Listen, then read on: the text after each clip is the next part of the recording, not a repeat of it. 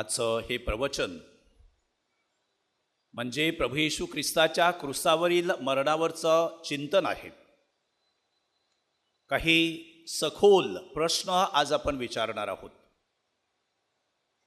सर्वप्रथम आजचा दिवस प्रभू येशू ख्रिस्ताच्या मृत्यूचा दिवस आणि तरीसुद्धा आजच्या दिवसाला आपण गुड फ्रायडे म्हणजेच शुभ शुक्रवार, उत्तम शुक्रवार म्हणतोय.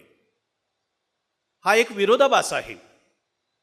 वास्तविक पाहता कोणत्याही माणसाला जेव्हा मृत्यूविषयी चाहूल लागते किंवा जेव्हा आपण मृत्यूविषयी बोलतोय त्यावेळेला माणूस आपल्या श्रद्धेला धरून प्रश्न विचारतोय, वाय मी, माझ्या बाबतीत का?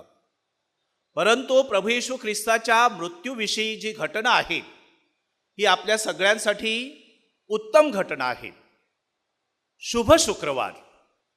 कारण ह्या घटनेमागे परमेश्वराची जी योजना आहे ती योजना म्हणजे परमेश्वर आपल्यावर प्रेम करतोय.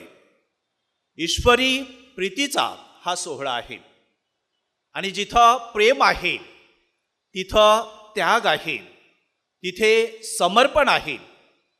परमेश्वरानं आपल्याला चांगले जीवन कसे जगावे ह्यासाठी हा त्याग केलेला आहे.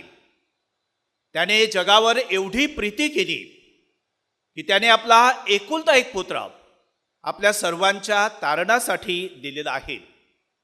आणि हे सत्य आज आपण साजरे करत आहोत. संत टॉमस एक्वायनस ह्यांनी येशू ख्रिस्ताच्या ह्या क्रूसावरील मृत्यूवर फार सुंदर असं भाष्य केलेलं आहे आणि त्याच्यातले काही मुद्दे आज आपण आपल्या चिंतनात घेऊया. त्यांचा जो पहिला प्रश्न आहे, was it necessary for son of God to suffer for us? देवाच्या पुत्रानं आपल्या सगळ्यांसाठी हे क्रूसावरील मरण सहन करावे ह्याची गरज होती का? ह्याची आवश्यकता होती का? परमेश्वर वेगळ्या मार्गाने सुद्धा आपलं तारण करू शकला असता, मग त्याने हाच मार्ग का निवडला?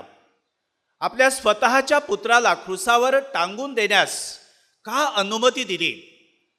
आणि टॉमस एक्वायनस पुढे जाऊन उत्तर देतात, येस, इट वॉज नेसेसरी. प्रभू येशू ख्रिस्ताना क्रूसावर मरणं हे गरजेचं होतं आणि त्याचा दुहेरी हेतू आपल्या समोर ठेवलेला आहे. The first, remedy from our sins, आपल्या पापापासून आपली मुक्तता करावी.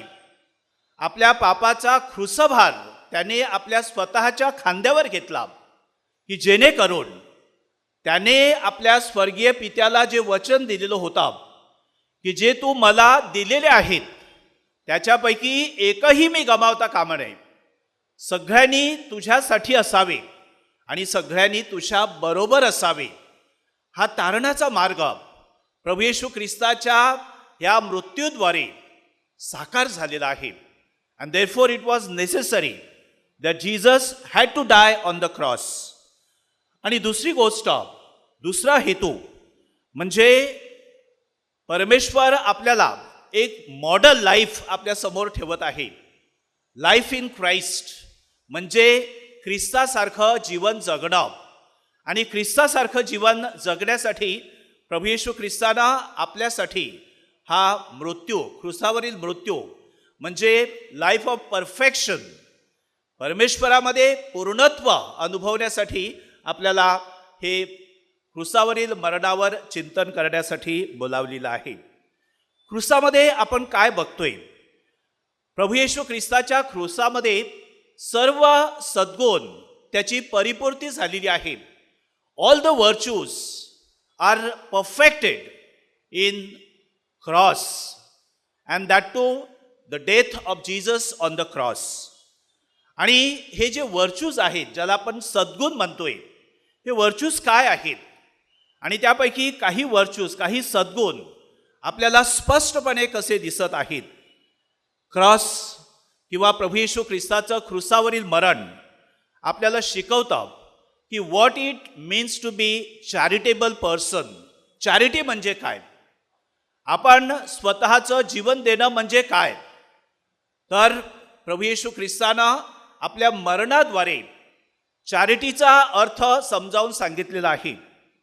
That he gave his life, त्याने आपलं जीवन दिलेलं आहे, स्वतःसाठी काही ठेवलेलं नाही. संत पौलानं फिलिपिकरास लिहिलेल्या पत्रामध्ये अगदी स्पष्टपणे आपल्याला शिकवलेलं आहे that he emptied himself on the cross. त्याने क्रुसावर स्वतःला रिक्त केले. That is a highest form of charity. आपण सुद्धा चॅरिटी करतोय, आपण सुद्धा दानधर्म करतोय, परंतु इतरांसाठी स्वतःचा जीव देणं ह्यापेक्षा दुसरी मोठी चॅरिटी नाही. तर प्रभू येशू ख्रिस्ताच्या मृत्यूद्वारे ही चॅरिटी काय आहे हा वर्च्यू आपल्याला स्पष्टपणे दिसून येत आहे. पेशन्स. आज माणसाला पेशन्स हवा आहे, सहनशीलता हवी आहे, परंतु ही सहनशीलता कशी असली पाहिजे. What is the highest form of patience, and that is fulfilled in the death of Jesus on the cross. प्रभू येशू ख्रिस्तानं सर्व सहन केलं. आजच्या पहिल्या वाचनामध्ये एशिया संदेष्टानं जो सफरिंग सर्वंट आहे, त्या सफरिंग सर्वंटचं जे दुःख आहे ते आपल्या समोर मांडलेलं आहे की बळी देण्यासाठी जसा कोकरून येत आहे, त्या कोकराला ठाऊक नाही आहे की आपल्या पुढे काय ठेवलेलं आहे. आणि प्रभू येशू ख्रिस्ताला आपल्या मृत्यूविषयी ठाऊक असून सुद्धा कोणत्याही प्रकारची कुरकुर नाही, कोणत्याही प्रकारचा विरोध नाही आहे, कोणत्याही प्रकारची अस्वस्थता नाही आहे. जणू काही आपण स्वर्गीय नंदनवनामध्ये जात आहोत अशा आविर्भावामध्ये प्रभू येशू ख्रिस्त ह्या क्रुसावरील मरणाला सामोरं जात आहे. Perfection of patience, and this is what we need to learn. आपल्या दैनंदिन जीवनामध्ये पेशन्स कसा असला पाहिजे हे प्रभू येशू ख्रिस्ताच्या मृत्यूद्वारे आपल्याला दिसून येत आहे. तिसरा जो वर्च्यू आहे तो म्हणजे ह्युमिलिटी, की आपण किती नम्र झालं पाहिजे, आपण किती सहन केलं पाहिजे, किती मानहानी पत्करली पाहिजे. पिलात की ज्याला माणसानं सत्ता दिलेली होती तो प्रभू येशू ख्रिस्ताला शिक्षा फरमावितोय, आणि जो देवाचा पुत्र आहे प्रभू येशू ख्रिस्त तो ते स्वीकारतोय, तो त्याला विरोध करत नाही. त्याची सत्ता काय आहे, तो हे का करतोय अशा प्रकारचे प्रश्न विचारत नाही. तर विथ ग्रेट ह्युमिलिटी, नम्रपणानं तो हे सगळं स्वीकारतोय, because that was the will of God. जेव्हा आपल्याला परमेश्वराची इच्छा संपन्न करायची असते त्यावेळेला आपण कोणत्याही प्रकारची कुरकुर करत नाही. तर अशा प्रकारची जी मानहानी आहे, अपमान आहे, तो सहन करण्यासाठी तत्पर असणं. आणखीन एक वर्च्यू तो म्हणजे आज्ञापालन. He was obedient unto death. त्याने अगदी मरणाच्या त्या घटकेपर्यंत त्याने ह्या सगळ्या घटना हे सगळं सहन केलं, because he was obedient to father. परमेश्वर पित्याला आपण त्याचं आज्ञा पाळणं आणि त्याच्या आज्ञेमध्ये राहणं हे कसं गरजेचं आहे हे प्रभू येशू ख्रिस्ताच्या ह्या मृत्यूद्वारे साकार झालेलं आहे. आणि आणखीन एक अतिशय महत्त्वाचा वर्च्यू तो म्हणजे कंटेम्प्ट फॉर द वर्ल्ड. जगाकडे आपण जगाचा अव्हेर करणं किंवा भौतिक जगाचा अव्हेर करणं आणि हे जे स्वर्गीय सुख आहे त्याचा स्वीकार करण्यासाठी तयारी करणं. प्रभू येशू ख्रिस्त क्रुसावर टांगलेला ते दृश्य आपल्या समोर आणा. त्याच्या अंगावर वस्त्र नव्हते, ही वॉज नेकेड. त्याचा जो अंगरखा होता त्या अंगरख्याचा लिलाव करण्यात आला.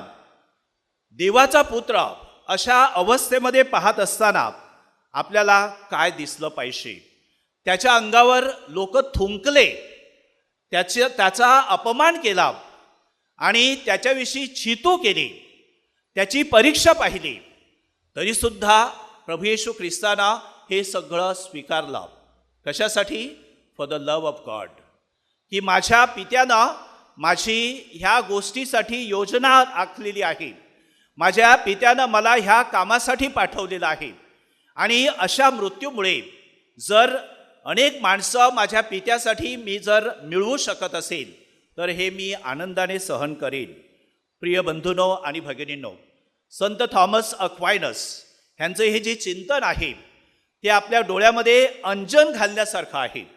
प्रत्येकाने विचार केला पाहिजे की माझ्या प्रभू येशू ख्रिस्तानं माझ्यासाठी काय भोगलेलं आहे, माझ्या प्रभू येशू ख्रिस्तानं माझ्यासाठी त्याचं बलिदान का केलेलं आहे, आणि हे बलिदान जर सार्थकी लागायचं असेल तर what is my response to this sacrifice of Jesus.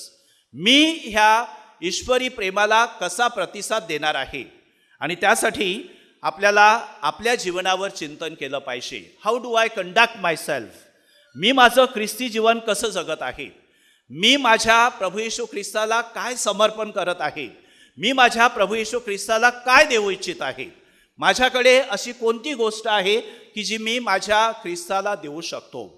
आणि आपल्या चिंतनामध्ये आपल्याला मदत करण्यासाठी एक प्रत्यक्ष घडलेला प्रसंग मी आपल्या समोर ठेवत आहे. हा प्रसंग घडलेला आहे इन 1893. 1893 हा प्रसंग घडलेला आहे. अमेरिकेमध्ये त्यावेळचे एक सुप्रसिद्ध अरबपती, अतिशय श्रीमंत माणूस जॉन दी रॉकफेलर यांच्याविषयी हा प्रसंग आहे.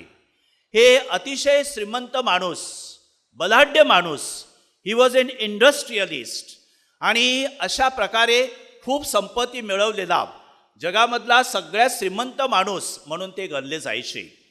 आणि अचानक एका दुर्धर आजारानं त्यांना गाठलं, आणि हा आजार दिवसेंदिवस बळावत चालला. त्यांच्या डोक्यावरचे केस गळाले, त्यांचा चेहरा सगळा संपूर्ण विद्रूप व्हायला लागला, त्यांचं शरीर खंगत चाललं, आणि त्यांची ही अवस्था अत्यंत दयनीय बनत चाललेली होती. भरपूर पैसा होता, पण तरीसुद्धा हा आजार त्यांना आवरता येत नव्हता. त्यावेळेला अमेरिकेमध्ये आणि जगामध्ये जे सगळे सुप्रसिद्ध डॉक्टर्स होते, जे सगळे तज्ज्ञ डॉक्टर होते, त्या सगळ्या डॉक्टरांनी ह्या रॉकफेलर ह्यांची भेट घेतली, त्यांच्यावर उपचार केले, परंतु काहीही निदान होत नव्हतं किंवा त्याच्यामध्ये काही फरक पडत नव्हता. उलट दिवसेंदिवस त्यांची परिस्थिती फार गंभीर व्हायला लागलेली होती. आणि तरीसुद्धा रॉक दी फेलॉप ह्यांनी आपली आशा सोडली नाही. त्यांना जगायचं होतं, त्यांना आणखीन चांगलं श्रीमंत माणूस व्हायचं होतं. अशा वेळेला त्यांच्या एका मित्रानं त्यांना सल्ला दिला. त्यांनी त्यांना सांगितलं की भारतामधला एक सुप्रसिद्ध संन्यासी, एक फकीर आपल्या देशामध्ये आलेला आहे, आणि अनेक लोक त्यांच्याकडे सल्ल्यासाठी जातात. It will be nice if you go and take his consult. त्यांचा सल्ला घ्या, तुम्हाला कदाचित ते मार्गदर्शन करू शकतील. परंतु ज्याला पैशाचा माज चढलेला होता, ज्याच्यामध्ये ही उर्मी होती, अहंकार होता, प्राईड होती, तो म्हणाला तो फकीर मला काय मदत करू शकतो, हा संन्यासी मला काय मदत करू शकतो, मी जाणार नाही आहे, मी असाच मरेन, परंतु त्याच्याकडे जाणार नाही. प्रिय बंधूंनो आणि भगिनींनो, 2-3 दिवस त्याने चिंतन केलं, आणि शेवटी त्याने ह्या संन्याशाला भेटण्याचा निर्णय घेतला. हे संन्यासी शिकागो इथं स्थायिक झालेले होते, आणि ते मनन चिंतनामध्ये आणि लोकांना सल्ला देण्यामध्ये आपला वेळ व्यतीत घालवत होते. हे संन्यासी कोण होते तर स्वामी विवेकानंद. ह्यांच्याकडे ते जाऊन भेटले. जेव्हा त्याच्या ऑफिसपाशी गेले त्यावेळेला ह्या माणसानं, रॉक दी फेलॉप, ह्यांनी अपेक्षा केली होती की माझं नाव ऐकल्यानंतर हे जे संन्यासी आहेत ते उठतील आणि ते माझं स्वागत करतील. परंतु त्याला तसं दृश्य दिसलं नाही. त्याचा अपेक्षाभंग झाला आणि त्याने थोडा वेळ प्रतीक्षा केली आणि संन्याशाला म्हणजे स्वामी विवेकानंद ह्यानं सांगितलं, do you know who I am? अमेरिकेतला सगळ्यात मोठा अरबपती, करोडपती मी आहे, आणि तरीसुद्धा तुम्ही माझं स्वागत करत नाही आहेत. माझं जेव्हा नाव ऐकतात त्यावेळेला अमेरिकेचे अध्यक्षसुद्धा माझ्यासमोर मुजरा करतात आणि तुम्ही मात्र माझं स्वागतसुद्धा करत नाही. स्वामी विवेकानंदांनी ते ऐकलं आणि त्यांच्याकडे पूर्ण दुर्लक्ष केलं.